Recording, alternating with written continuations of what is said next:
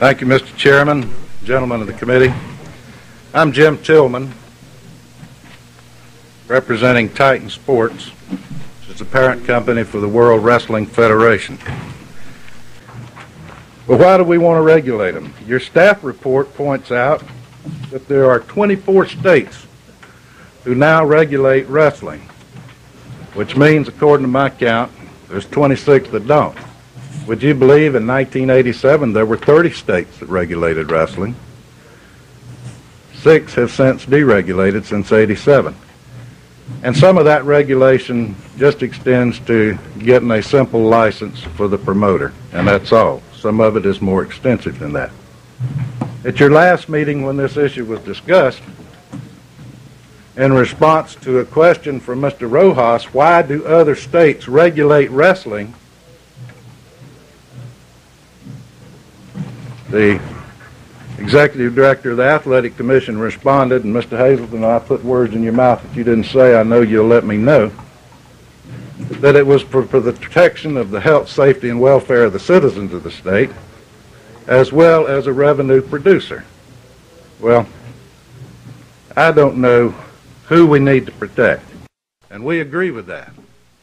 And there's no doubt that the use of anabolic steroids has been prevalent in wrestling with wrestlers, as it has in the NFL and other facets of professional sports. I find out that you know who some of the most prevalent users of steroids are? Local law enforcement people. Think about it. Shocked me. Young police officers going out and pumping iron, taking steroids to build their muscles up. And they walk into a bar and a big fight going on, it makes them look pretty impressive. They wear these tight-fitting uniforms. And they won't enforce the law. Now, I tell you, regulating wrestling is not going to solve the steroid problem.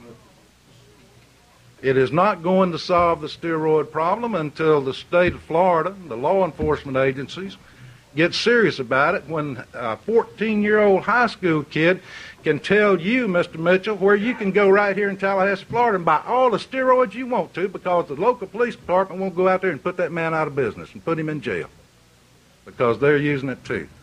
You think that regulating wrestling is going to stop that problem? It's not. It's not. So,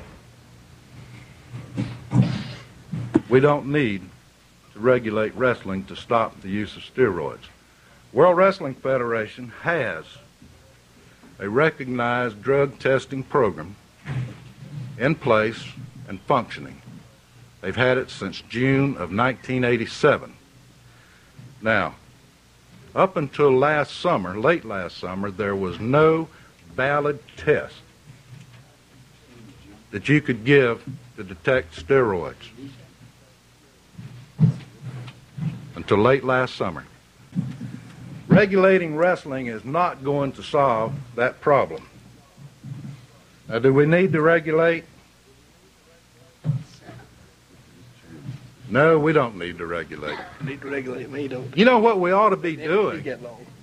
We ought to be standing out here at the state line and telling these people in Stamford, Connecticut, and Atlanta, Georgia, and Houston, Texas, and wherever they are, come on and have more matches in the state of Florida. Come on and spend your money here. Buy these hotel rooms. Buy this television and newspaper advertising. Rent these civic centers and these arenas and have more of this, rather than say, we're going to regulate you and we're going to get you.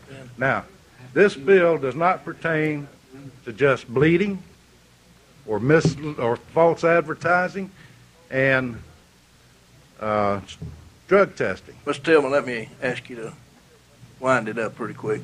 We got a member fixing to leave, and I think you might need him. It goes a lot further. It's licensing, bonding. It gives the Athletics Commission a lot of rule-making authority. And I would urge you, Mr. Chairman, I've always taken your advice. I don't want to kill the entire bill. I want you to take Part 2 out of the bill that regulates wrestling. We don't need it. It's not needed. It ain't broke. Don't fix it. Thank you, sir. I'll be happy to answer. Any questions?